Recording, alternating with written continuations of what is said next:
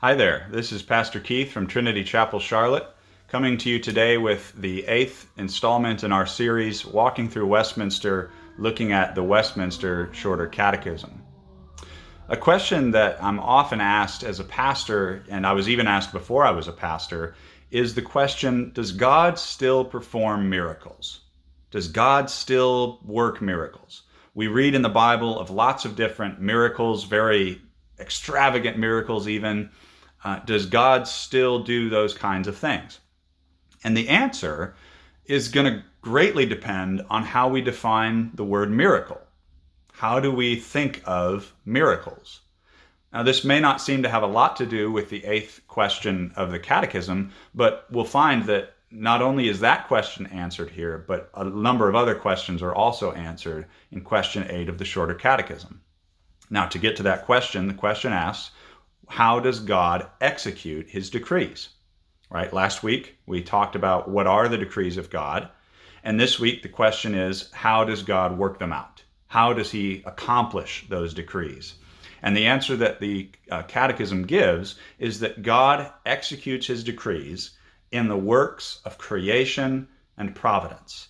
God executes his decrees. He accomplishes all of his will in the works of creating all things and then directing all things by his providence.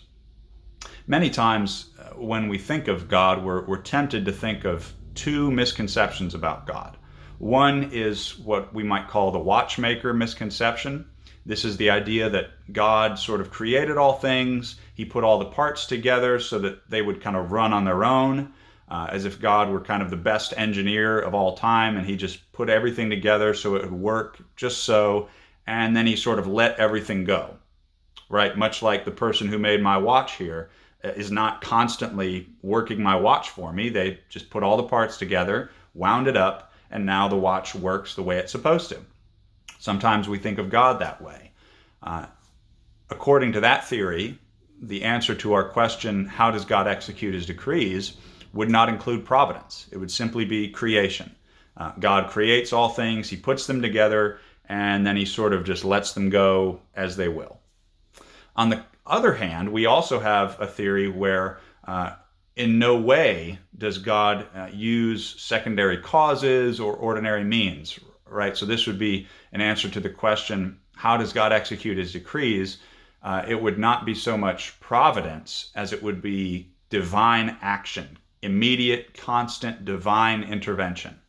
As if the only times when God worked is when God intervenes in the natural order of things. According to that theory, we're still sort of operating in the watchmaker world, where there's just sort of a natural way that things work even without God.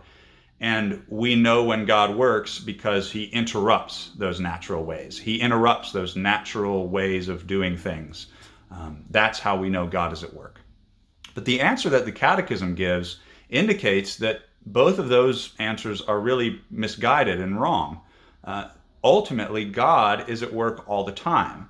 He is at work in the beginning of all things when he created all things, and he has been at work throughout all time through his providence, guiding and directing and upholding all things, even as we discussed a little bit last week.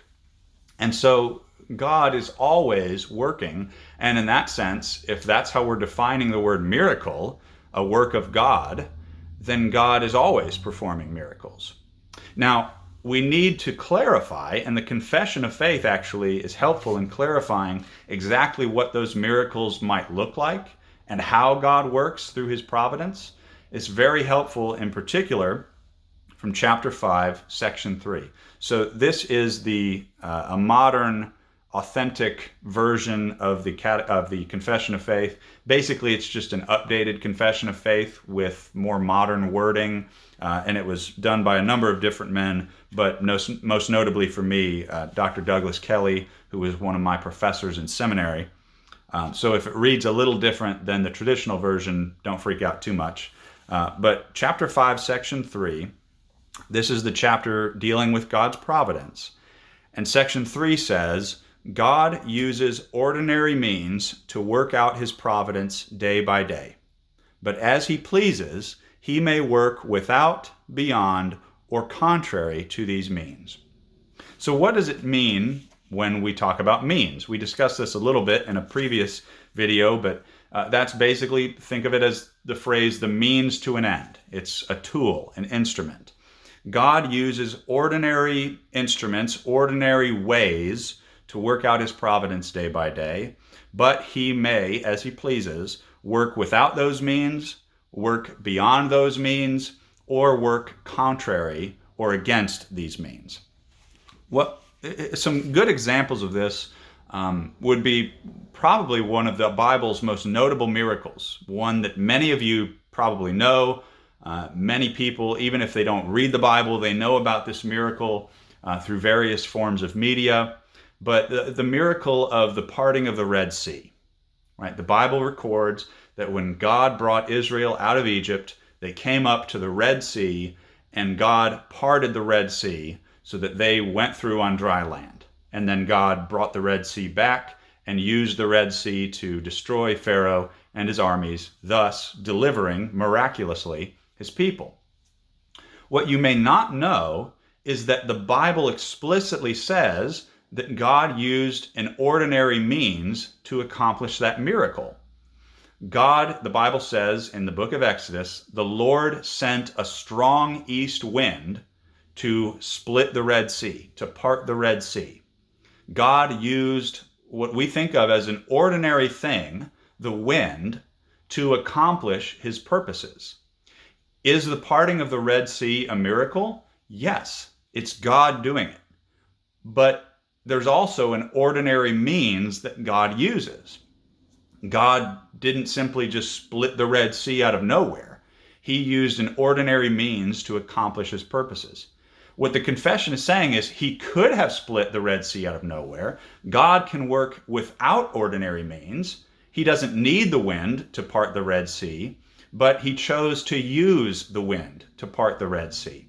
And in that sense, perhaps parting of the Red Sea would be an example of God using ordinary means beyond what they would normally accomplish. I don't think it was common that strong east winds were blowing through the Red Sea and splitting the water so that it stood up like walls. I don't think that was a common thing. But wind is common. Wind is an ordinary means that God used beyond its natural capability to accomplish his purpose of splitting the sea and letting his people go through on dry land. God can work without those means. He's not bound by them. He doesn't have to use them, but he often chooses to use them. So, for example, you might think of a person being healed from a disease. God can heal that person through the ordinary means of medicine and medical care from doctors and nurses and other medical professionals. He can use those ordinary means to accomplish healing for a person, but he can also heal a person without those ordinary means. You might think, for example, of times when a person is healed and doctors don't have an explanation for it. There's really no reason it should have happened, but it did. God can work without them.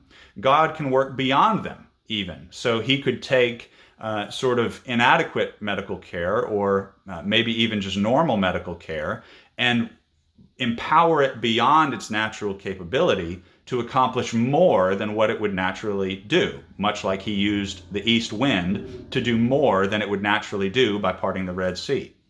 And the confession says God can work contrary to these things. He can work contrary to ordinary means.